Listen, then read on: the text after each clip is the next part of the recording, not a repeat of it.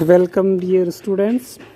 आज हम आधुनिक भारत में अंग्रेजी कंपनी के द्वारा भारत में जिस प्रकार से अपना प्रभाव बढ़ाने के प्रयास किए जा रहे थे, उसमें मराठों ने किस प्रकार से अवरोध पैदा किया और मराठों ने क्या चुनौतियां अंग्रेज़ों के सामने खड़ी की और अंग्रेज़ों ने इन चुनौतियों का सामना किस प्रकार से किया, इसके बारे में पढ़ेंगे। तो आइए अपना टॉपिक शुरू करते हैं। आज आंग्ल मराठा युद्ध। मराठा राज्य की स्थापना शिवाजी ने की थी और मराठे स्थानीय रूप से छोटे भूमिये थे जो बाद में धीरे धीरे बड़े पदों पर भी रहे बीजापुर और गोलकुंडा के शासन के दौरान, और बाद में उन्होंने अपनी स्वतंत्र सत्ता स्थापित कर ली और महाराष्ट्र के क्षेत्रों में कई पहाड़ी किलों का निर्माण करके अपने को सुरक्षित किया। बाद में बाजीराव प्रथम और बालाजी विश्वनाथ के समय पेशवाओं ने अपनी शक्ति को बढ़ाया और दिल्ली तक पहुंच गए और पंजाब के क्षेत्रों पर जब धावे करने लगे, तब उस समय उनका सामना एक अफगान आक्रमणकारी अहमद शाह अब्दाली के साथ हुआ और 1761 ईस्वी में पानीपत का तीसरा युद्ध हुआ, जिसमें अहमद शाह अब्दाली है वो विजेता हुआ और मराठों की शक्ति लगभग टूट गई। उनका हिंदुस्तान पर जो राज करने का सपना था वो बिखर गया। लेकिन इतना सब होने के बाद भी दिल्ली तक, मुगल बादशाह तक मराठे एक बार फिर से पहुँचे। उन्होंने अपनी शक्ति को पुनः जीवित किया और 1772 यानी केवल 11 साल के बाद में वो फिर से दिल्ली पर आए और दिल्ली के बादशाह को अपने कठपुतली की तरह रखा। तो अभी भी मराठों के पास में पर्याप्त शक्ति थी कि वो अंग्रेज़ों से लड़ सकें और अंग्रेज़ों को देश से बाहर निकाल सकें। तो किस प्रकार से दोनों के बीच में संघर्ष हुआ, आज का अपना यही टॉपिक रहेगा।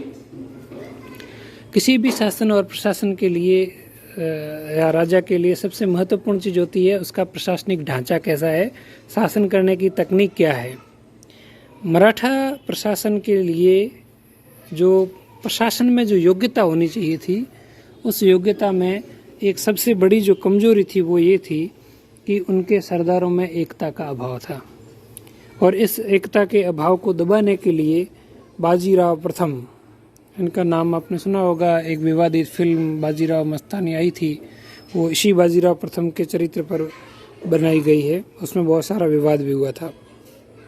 तो बाजीराव प्रथम ने इस एकता को बनाए रखने के लिए उसने एक संघ का निर्माण किया, एक संघ बनाया, एक गुट बनाया, जिसमें जो बड़े बड़े जो सरदार थे उनको रखा गया और सबको कुछ शक्तियां दे दी गई। इस प्रकार से कुल 5 संघ या 5 परिवार थे जो इस पेशवाओं के शक्तिशाली शासन के बाद में लगभग 1750 के बाद में ये पांचों ही परिवार है वो ज़्यादा शक्तिशाली हो गए। तो वो 5 परिवार कौन कौन से थे?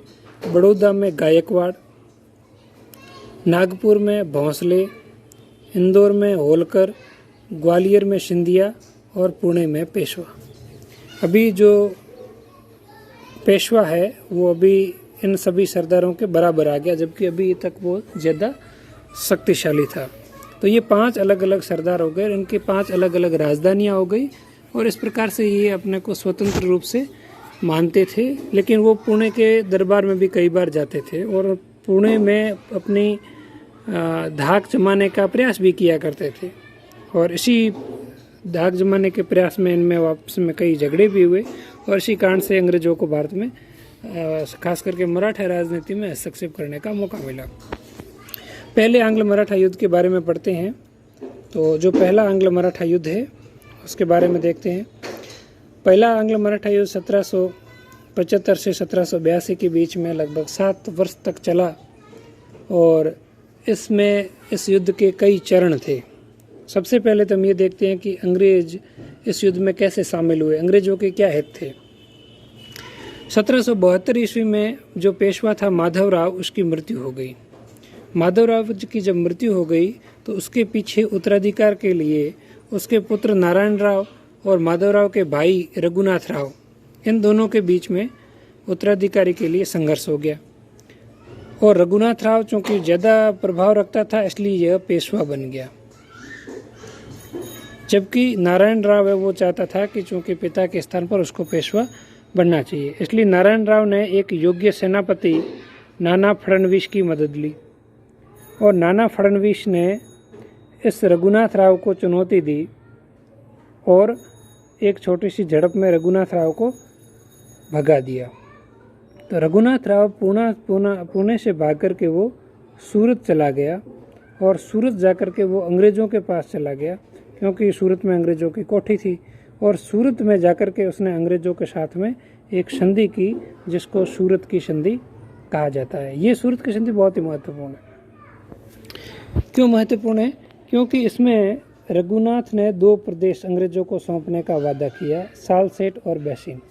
अंग्रेज हमेशा से सालसेट और बैसिन पर अपनी आंखें गड़ाए हुए थे, उनको ये प्रदेश चाहिए थे और रघुनाथ राव स्वयं उनकी झोली में यह डालने को तैयार हो गया।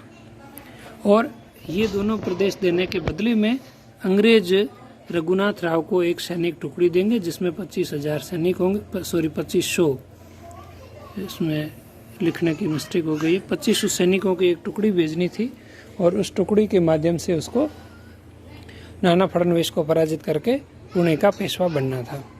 लेकिन यह संधि होने के बाद में जब नाना फडणवीस को पता चला तो उसने इस संधि को मान्यता नहीं दी, इसलिए दोनों के बीच में संघर्ष हुआ और पहला आंग्ल मराठा युद्ध शुरू हुआ। तो उस समय पेशवा के जो सबसे निकटतम व्यक्ति था वो महादजी सिंधिया था, जो ग्वालियर के सिंधिया थे उनमें ये काफ़ी ज़्यादा समर्थ और शक्तिशाली सरदार था। तो महादजी सिंधिया के नेतृत्व में पहला आंग्ल मराठा युद्ध लड़ा गया और इसमें अंग्रेज़ों को काफ़ी क्षति हुई और अंत में एक बड़गांव की संधि हुई। यहाँ पर ये सन फिर से टाइपिंग एरर हो गया है। 1789 में बड़गांव की संधि हो गई और इस बड़गांव की संधि के माध्यम से जो प्रदेश अंग्रेज़ों ने जो जीते थे या अंग्रेज़ों के पास थे वो सभी वापस मराठों को मिल गए। और जब ये संधि हुई तो इस संधि का जो प्रस्ताव है वो गया बंगाल। बंगाल क्यों गया? क्योंकि उस समय 1773 का जो रेगुलेटिंग एक्ट आया था, उस एक्ट के तहत बंगाल के गवर्नर को मुंबई और मद्रास के गवर्नर की तुलना में अधिक शक्तियां दी गई थी। इसलिए कोई भी युद्ध संबंधी संधि बंगाल के गवर्नर से अनुमति मिलने के बाद ही लागू होती थी। तो जैसे ही सूरत की संधि और बड़गांव की संधि के जो प्रावधान थे वो बंगाल गए तो वहाँ उनको संधियों को रद्द कर दिया गया और एक सेना भेजी गोडार्ड के नेतृत्व में कि जाकर के मराठों को हराया जाए। और ये सेना दोहरा आक्रमण हुआ, 2 तरफ से आक्रमण हुआ, एक अहमदाबाद की तरफ से हुआ और एक पूना की तरफ से हुआ। और दोहरे आक्रमण के बाद में 1782 में सालबाई की संधि की गई और इस सालबाई की संधि के माध्यम से पहला आंग्ल मराठा युद्ध है वो खत्म हो गया। और इस सालबाई संधि में क्या प्रावधान था? इसमें जो माधवराव पेशवा है उसको मान्यता दे दी गई, क्योंकि इसमें अंग्रेजों का पलड़ा बहुत ही कमज़ोर रहा था, इसलिए उसको पेशवा माधवराव को स्वीकार करना पड़ा। और रघुनाथ राव को तो पेंशन दे करके भेज दिया और साथ ही ये शर्त रखे कि सिंधिया को भी उसके सभी क्षेत्र लौटा दिए जाए। इस प्रकार से दोनों के बीच में, मराठों और अंग्रेजों के बीच में एक युद्ध विराम संधि थी। अभी ये समय अंग्रेज है वो मराठों के साथ सीधा सीधा उलझना नहीं चाहते थे, क्योंकि इस समय अंग्रेज वो लड़ रहे थे मैसूर के साथ में। इससे पहले हमने मैसूर के युद्धों के बारे में पढ़ा है, जिसमें हैदर अली के साथ में युद्ध चल रहा था। तो उस हैदर अली के युद्ध में यदि मराठे भी हैदर अली के साथ हो जाते तो अंग्रेजों को हार खानी पड़ती। इसलिए अंग्रेजों ने मराठों को हैदर अली से दूर करने के लिए सालबाई जैसी अपमानजनक संधि की। और चूंकि इस संधि करने के बाद भी सालसेट का प्रदेश तो उसे मिल ही गया, तो ये तो उसके बैठे बैठाए उसकी इच्छा पूरी हो गई। इस प्रकार से पहला आंग्ल मराठा युद्ध सालबाई की संधि 1782 के साथ में समाप्त हुआ। फिर दूसरा आंग्ल मराठा युद्ध आता है। दूसरा आंग्ल मराठा युद्ध 1802 से 1805 के बीच में लड़ा गया। इसमें कई झड़पें थी, कई युद्ध हुए और ख़ास करके जो इसके 5 संघ है, 5 के बीच में अलग अलग स्तर पर लड़ाइयाँ हुई। इस युद्ध का जो तात्कालिक कारण था वो फ्रांस था। फ्रांस किस प्रकार से था, हम ये जानते हैं कि 1799 ईस्वी में नेपोलियन गया फ्रांस और उसने नेपोलियन में अपनी निरंकुश राज सत्ता को स्थापित कर दिया। और नेपोलियन 1798 में कहाँ था, वो मिस्र में था। क्यों, तो वो एक फ्रांस का अभियान लेकर के आया था और वह मिस्र से होते हुए भारत की तरफ बढ़ना चाहता था। और अब चूंकि वो फ्रांस का सम्राट बन गया है और फ्रांसीसी अपनी हार का बदला अंग्रेजों से लेना चाहते थे, इसलिए नेपोलियन का यह प्लान था कि वह ईरान से होते हुए भारत की तरफ जाऊंगा। और उस समय भारत का जो गवर्नर था लॉर्ड वेलेस्ली, उसको इस बात की बहुत चिंता थी कि किस प्रकार से फ्रांस के प्रभाव को रोका जाए। इसलिए लॉर्ड वेलेस्ली ने एक सिद्धांत तैयार किया जिसको सहायक संधि का सिद्धांत कहा जाता है। और वेलेस्ली ने क्या कहा कि फ्रांसीसियों से हम तभी लड़ पाएंगे जब भारत के सभी राजा अंग्रेजों पर निर्भर हो जाए। तो अंग्रेजों पर निर्भर कैसे होंगे, इसके लिए उनको सहायक संधि में बांधना शुरू कर दिया। लेकिन मराठों ने सहायक संधि मानने से इनकार कर दिया क्योंकि उसका नेतृत्व अभी नाना फडणवीस के हाथ में था। लेकिन 1800 ईस्वी में नाना फडणवीस की जब मृत्यु हो गई तो उसके बाद में पेशवा बाजीराव द्वितीय बना और वह एक अयोग्य शासक था, इसलिए वह सरदारों के झगड़ों को शांत नहीं करा सका। साथ ही वो ये भी चाहता था कि मैं अपना प्रभाव बढ़ाऊं, इसलिए उसने झगड़ों को और अधिक बढ़ाया। और इस झगड़े को बढ़ाने के चक्कर में दौलत राव सिंधिया, जो महादजी सिंधिया का उत्तराधिकारी हुआ, और जसवंत राव होलकर, जिसको यशवंत राव होलकर भी बोला जाता है, इन दोनों के बीच में पेशवा पर वर्चस्व स्थापित करने का संघर्ष हुआ। और इसी संघर्ष में ये जो संघर्ष है वो लड़ाई में बदल गया। और होलकर के जब भाई की हत्या हो गई तो होलकर ने आक्रमण कर दिया पूना पर, जिसमें पेशवा और सिंधिया दोनों को ही पराजित कर दिया। तो पेशवा भाग गया वहाँ से और पेशवा भाग करके अंग्रेजों की शरण में बशीन चला गया और वहाँ पर अंग्रेजों के साथ में उसने बशीन की संधि 1802 ईस्वी में की। ये बशीन की संधि इतिहास में और ज़्यादा महत्वपूर्ण है क्योंकि यहाँ पर इस संधि का ये परिणाम हुआ कि अंग्रेजों को बैठे बिठाए मराठों का पूरा साम्राज्य मिल गया, क्योंकि यहाँ पर पेशवा स्वयं में वो अंग्रेजों की शरण में आ गया था। इससे पहले रघुनाथ राव तो शरण में आया था, लेकिन रघुनाथ राव पेशवा नहीं था, ये पेशवा खुद था। तो इस संधि में क्या प्रावधान थे कि पेशवा ने अंग्रेजी संरक्षण को स्वीकार कर लिया और अंग्रेजों के पैदल सैनिक पुणे में नियुक्त हो गए। कंपनी को सूरत नगर दे दिया गया, जो अभी तक केवल वहाँ कारखाना स्थापित था, और कंपनी को साथ ही गुजरात में ताप्ती और नर्मदा के भाग भी कंपनी को मिल गए।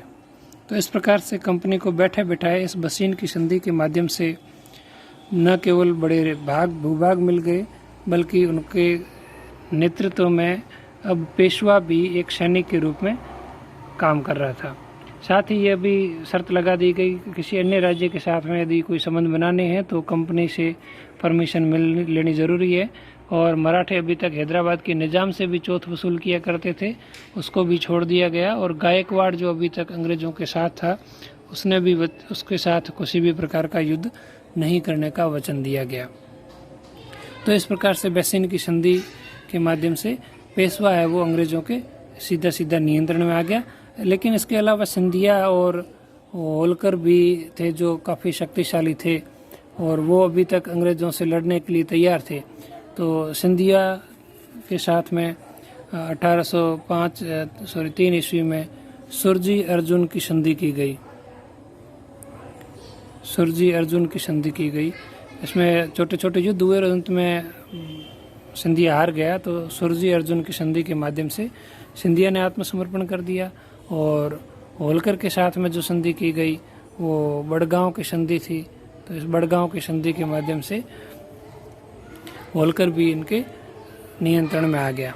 तो इस प्रकार से धीरे धीरे लगभग पांचों के पांचों मराठा संघ है वो अंग्रेजों के इस दूसरे युद्ध में उसके नियंत्रण में आ गए या उसके प्रभुत्व में आ गए। तीसरा जो आंग्ल मराठा युद्ध हुआ है ये 1817 से 1819 के बीच में चला। और इस युद्ध का जो तात्कालिक कारण था वो पिंडारियों के प्रतिरोध को खत्म करना था। पिंडारी एक लुटेरी जाति थी जो जंगलों में रहा करती थी और उसके सैनिक कई बार मराठों की सेना को मदद किया करते थे समृद्ध इलाकों को लूटने के लिए, और हेस्टिंग्स इन पिंडारियों को ख़त्म करना चाहता था। इसलिए हेस्टिंग्स ने पिंडारियों को ख़त्म करने से पहले मराठों को ख़त्म करना ज़रूरी समझा।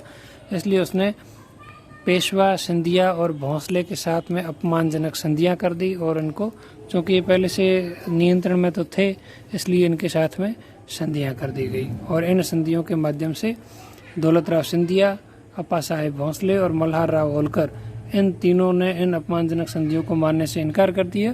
तो इन तीनों ने मिलकर के लड़ाइयाँ लड़ने का निश्चय किया, और फिर लड़ाइयाँ हुई, लेकिन ये तीनों एक साथ नहीं थे, अलग अलग लड़े।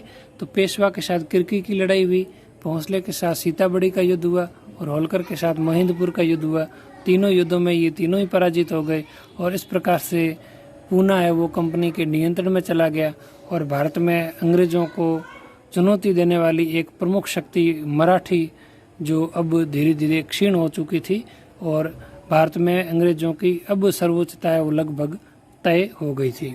अगले टॉपिक में हम अंग्रेजों की अन्य राज्यों के प्रतिनिधियों के बारे में पढ़ेंगे। आज इतना ही।